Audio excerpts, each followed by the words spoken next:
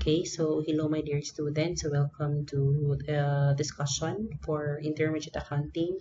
So in this week we shall discuss na the big picture D, no, or yung week 8 to 9 na discussion. So for this topic, we shall discuss the first unit learning outcome, which is applying the process and recognition of change in accounting estimate. Okay, so we have two types now of accounting change, and that includes change in accounting estimate and change in accounting policy. And um, these accounting changes have a great impact of an entity's reported earnings, and we need to identify and of course the users of financial statements must understand the nature of these changes um, or the nature of this change in the nature of the changes or the change in accounting estimate and its impact in the preparation of financial statements and in its impact in the reported earnings. Okay, so in this video we shall be discussing muna the change in accounting estimate, and we shall have change in accounting policy in the next discussion. So let's define first what is a change in accounting estimate. So a change in accounting estimate is an adjustment of the carrying amount of an asset or liability, or the amount of the periodic consumption of an asset as results from the assessment of the present status and expected future benefit on obligation associated with the asset and liability, 'di ba? Kasi we normally in the course of preparation of financial statements, 'di ba? Sometimes we use estimates, no? And that affects the computation and the carrying amount of the asset and liability. So um yung change in accounting estimate would have an effect, of course, and also in the computation of the carrying amount of the asset or liability, since nga um, we normally use estimates, yun siya. So let's discuss na the concept of change in accounting estimate. So a change in accounting estimate is a normal recording correction or an adjustment of an asset or liability, which is natural result of the use of an estimate. No? So yun siya. A change in accounting estimate daw is a normal recording correction. Okay. So uh, correction siya in the use of estimates, uh, since it would affect, di ba? As what I've said kanina, the carrying amount of the asset of a liability. Okay. So the use of reasonable estimate is an essential part. So yun nga, in the course of the preparation of financial statements, we normally use estimates. No? Um, the use of estimate is an essential part of the preparation of financial statements and does not undermine their reliability. Okay? So, but of course, diba, we normally um, use estimates with, of course, with reliable information, based on reliable information. So an estimate may need the revision of changes occur regarding the circumstances in which the estimate was based, or change ka ng estimate because of new information. So more experience or subsequent development. And it shall be noted that the change in accounting estimate does not relate to prior periods and is not a correction of an error. Okay, so we don't need to change or revise the previous financial statements kasi nga we have this change in accounting estimate, no? So again, change in accounting estimate is not a prior period error or correction of an error. Okay.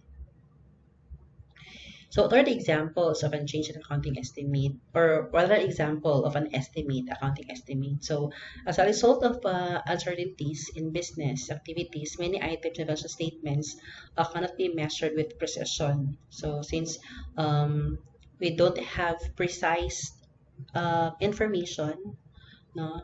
So kaya nga we normally estimate lang, no?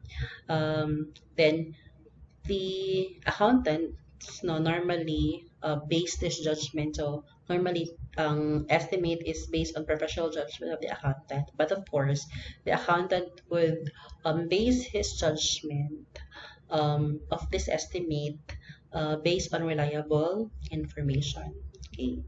So estimates may be required for the following. So bad debts, inventory obsolescence, useful life, residual value, and expected pattern or consumption of the benefit of depreciable asset, operating cost, and fair value of financial asset and financial liability.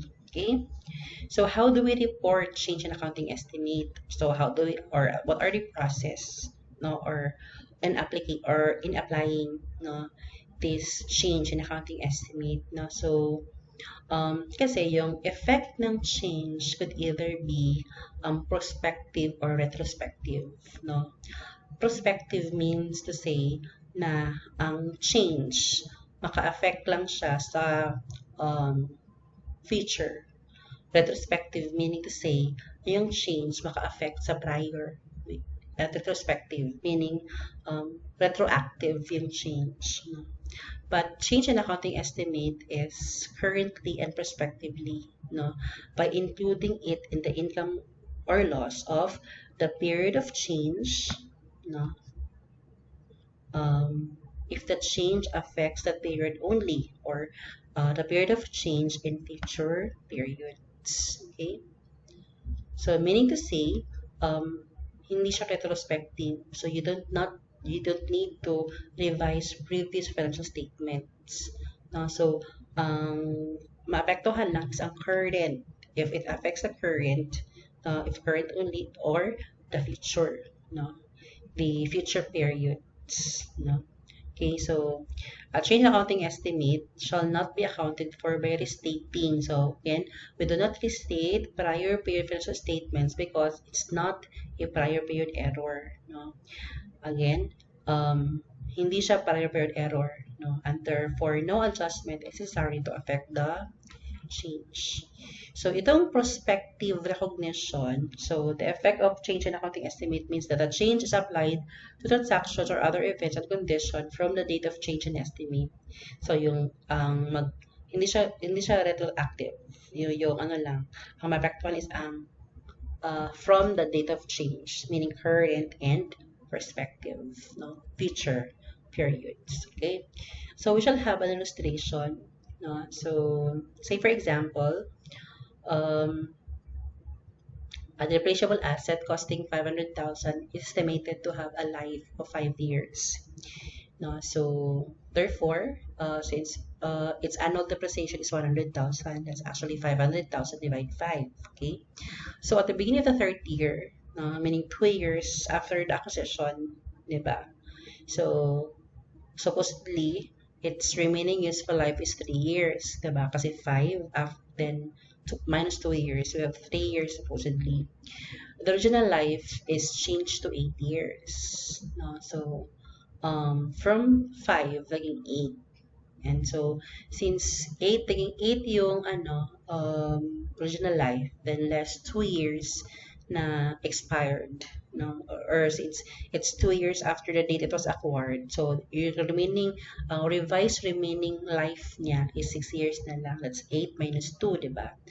And that's example of a change in accounting estimate kasi, diba, normal we first estimate the life of the depreciable asset to 5 years, and now after 2 years we changed it to 8 years. And yun siya, an example of a change in accounting estimate.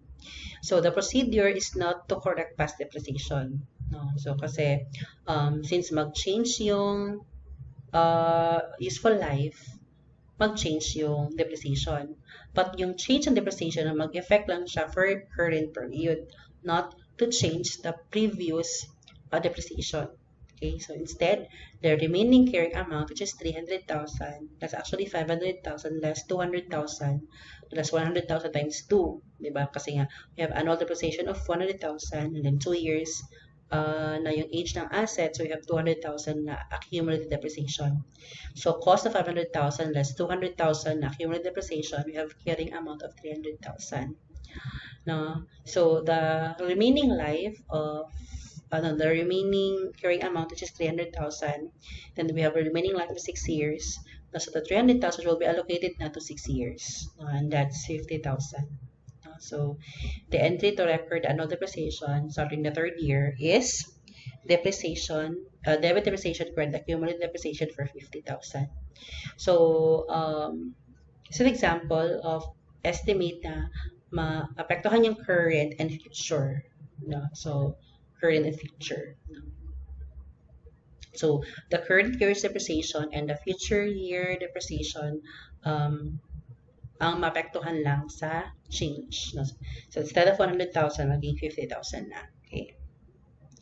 We also have change in depreciation method. So, a change in depreciation method is actually a change in accounting estimate, di ba? Kasi we normally use or parang choose, di ba? Depreciation method based on the pattern of the benefit, expected pattern of the benefit na ma-quarantine sa asset, so depreciable asset. So, example of depreciation methods are straight line, double declining, sum of years digits, diba? And output method. So, these are example of a depreciation method. So, PAS 16, paragraph 61 provides that the depreciation method shall be reviewed at least each financial year end, and if there has been a change, a significant change in the expected pattern. So I've said kanina, we normally base the depreciation method based on the pattern to consumption of the future economic benefit embodied in an asset. So the method shall be changed and to reflect the change pattern, and such change shall be accounted for change in accounting estimate. No? So we have here an illustration for that. No? So an entity decided to change from the sum of years digits to straight line method. Okay, so from SYD, naging straight line. No? The asset originally cost 1 million acquired on January 1, 2011 and estimated to have a 4-year life. So again, we have 2 years remaining life na lang, diba? So the carrying amount of the asset, January 1, 2013, is determined as follows. So remember, SYD, sum of first digits. So diba, how do we get the sum of first digits? So pwede i-add natin yung digits. No? That's, so for example, 4 plus 3 plus 2 plus 1. So you have 10. Diba? Or life plus 1 divide 2 times life. So we also get 10. So that, diba, ayun man yung pag-compute for the sum first digit. So since we don't have residual value, then the 1 million is already our depreciable amount. So yung first year ng depreciation, that's 4 over 10 kasi you make fractions, diba? By the life over the sum of years digits. So yung first year niya is 4 over 10 times 1 million is 400,000. And second year, it's 3 over 10 times 1 million, that's 300,000. So yung accumulated depreciation mo as of January 1, 2013 is 700,000. So cost less accumulated, we have 300,000 na carrying amount as of January 1, 2013. And since straight line na tayo, and for hindi nag-change yung life, ang nag-change lang is yung method. So 4 years less 2 years, we still have 2 years remaining life. And the 2 years, and that since straight line tayo, the carrying amount na 300,000 shall be allocated for the 2 years. So the procedure is to simply allocate the carrying amount of 300,000 over the remaining life of 2 years using the new depreciation method, which is straight line. And that's 300,000 divide 2, no? Yan. So we debit depreciation, credit accumulated depreciation for 150,000.